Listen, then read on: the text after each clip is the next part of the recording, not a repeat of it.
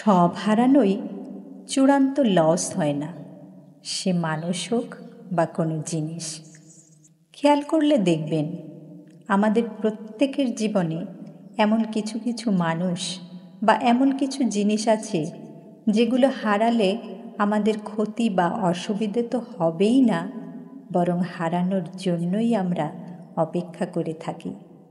দেখা যায় সেসব হারিয়ে আমাদের রাত চলার পথটা অনেক স্মুথ হয়ে যায়।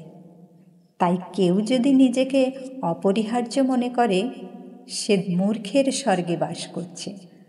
জীবনে কোনো মানুষ বা কোনো বস্তুই অপরিহার্য নয়। একটা হারালে অন্য বিকল্প অবশ্যই অপেক্ষায় থাকে। যা কিছু তোমার জন্য ক্ষতিকর তা ইমিডিয়েট সরিয়ে ফেলা প্রয়োজন। কিছু সময় আমরা যেমন পেয়ে সমৃদ্ধ হই, তেমনি কিছু কিছু মানুষদের হারিয়েও আমরা স্বস্তি পাই। রাধে রাধে। নিরন্তর শুভেচ্ছা। ধন্যবাদ।